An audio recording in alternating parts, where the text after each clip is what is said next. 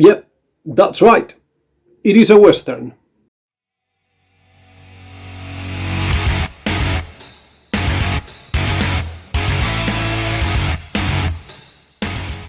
Hello, good morning, good afternoon, good evening, wherever you are in the world. As usual, it's me, Jose here, welcoming you to another episode of Amazing Worlds, another honest review. And today I am going to be reviewing Wreck Country by British author Joe Abercrombie, which is the last of the 3 standalone novels in his First Law universe.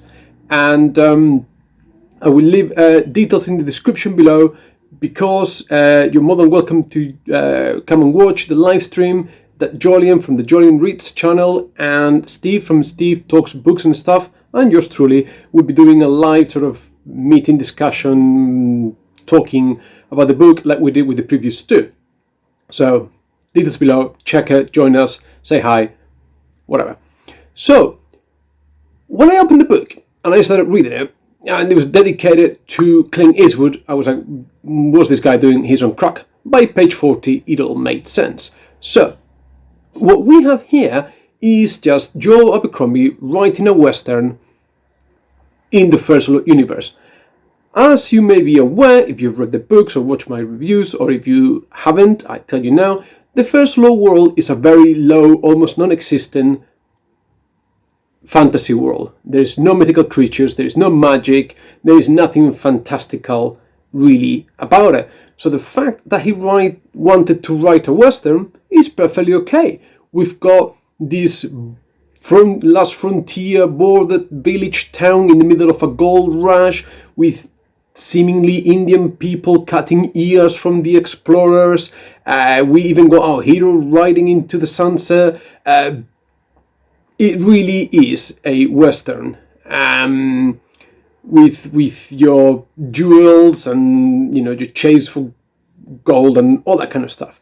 So, I mean, even the story begins with some bandits raiding a farm, kidnapping a couple of children, leaving someone hanging by a tree, and then Lamb, who is this northern guy, and the elder sister of the 2 kids that have been kidnapped decide to go and try to rescue the kids who have been taken to this western frontier type place.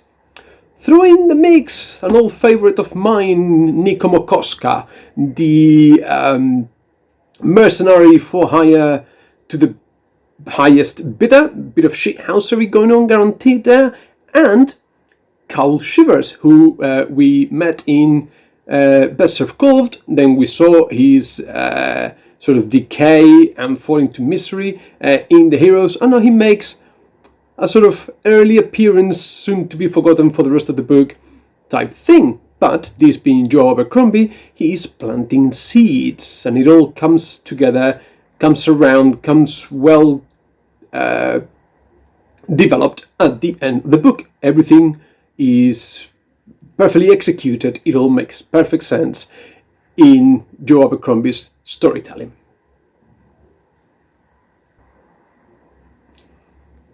Now, I would say, of the 3 standalone First Law universe novels, this is the one that left me the coldest out of all of them. Not even coldest, I would say the word is actually a little bit depressed. It was a bit too grim darky for me. Let me elaborate on that point. And there's nothing wrong with the story. Abercrombie's writing is always on point, his dialogue is witty, his characters, there was a whiff of the cardboard cutout here. This is something that Steve has mentioned in the past when we've done the live reviews, and this time round I will agree with him here. But he doesn't give the characters a chance to be heroic. He doesn't give love a chance to flourish between his characters. There is some ultimate sort of sense of failure and misery here that at the end of the book I was feeling like, oh my God, just give him a chance, let them be happy. But he doesn't want to do that, and that's perfectly fine. But what I've realized is that grimdark is for me in small doses. What can I say? I'm more of a classics, fantasy guy. I like my Jungian archetypes. I do. I like the whole hero's journey. I like all that stuff. I read fantasy mostly as a means of escape from the mundane and the torrid and the horrid of everyday, and I don't necessarily all the time want to be reminded in my escapist fantasy reading. Every now and then it's okay. I don't hate these books, I really don't. But having read the First Law trilogy, haven't read the standalones, I think the standalones do not develop the world any more than we had with the first trilogy. Now, Best Served Cold, I really enjoyed. That was a fantastic book. The heroes left me a little bit meh. This one I could do without. Red Country, it just, like I said, nothing wrong. It just wasn't for me at the end. I look at my fantasy, and more often than not, I want to be inspired. I want to take inspiration from the characters, from the actions, from the journeys, and there's nothing wrong with that at all. So, do I like grimdark? Yeah, in small doses. First Law trilogy, fantastic. Now that I've read the standalones, enjoyed the first one, could have done without the other two. Does it mean I'm going to give up on this? Not at all. I know the Sharp Pens, the short story collection, set again in the First Law universe for some of the characters here. Am I in a rush to pick it up? Not at all. Unless, of course, I am persuaded to do a read-along, in which case I'll think about it. Will I read the other trilogy in the First Law universe? Possibly, but not anytime soon, because now I've picked up Rainwell Chronicles, and I'm greatly enjoying that. So maybe at some point in the future I'll come back to this. But back to, I've digressed massively, but back to Red Country. Like I said, there was all hope was sacked, all joy is sacked out of you. Even at the end, right, there's a couple of things that didn't quite make sense to me, didn't quite adapt, right?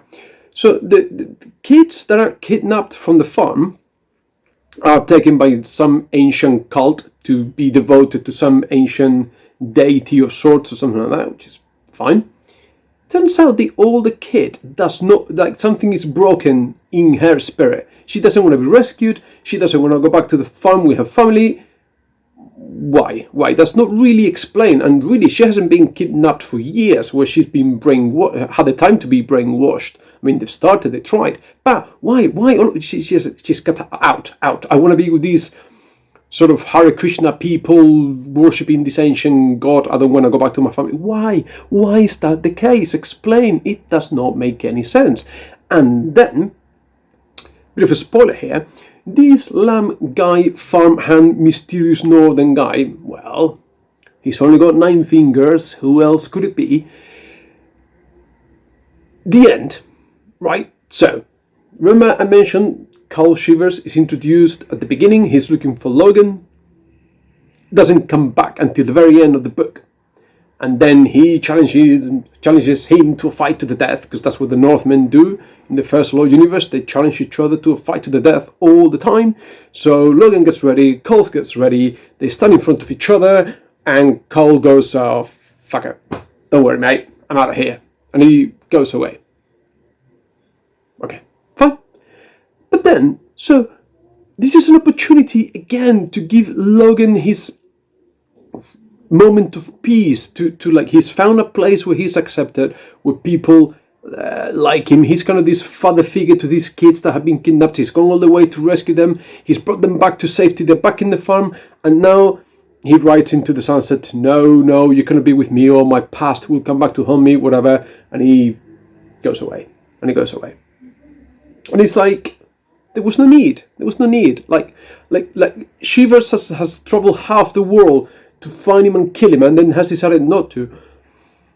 They made their peace. Why not let him enjoy his old days at the farm? Why not? Because this is grimdark and this is what we do. I don't know. I was a bit like, please, Rainbow Chronicles. Thank you very much.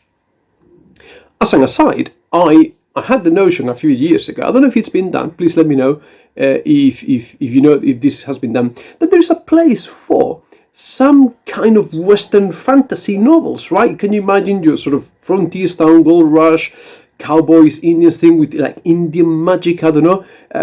Throw in a few werewolves, throw in a bit of ancient rituals type thing, like a Western fantasy. That sounds pretty cool to me. I don't know if it's been done or not, but not Dark Tower, thank you. Not for me. But yeah. This is it. This is what I've got for today. This is what I've been reading. I am currently halfway through Stolen Skies by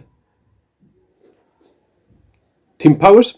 And then I'll be picking up book 2 of the Rainbow Chronicles, but I won't review those until I've read all 4 of them. And then what else I've got going? I've got a few comics, and I got a couple of other books in the back burner there. But like I said, this is all I've got for today. Thank you ever so much for watching. Join us at the live stream. If you haven't done so, like, subscribe, comment, let me know what you think. Take loads and loads of care, and I'll see you next time. Bye!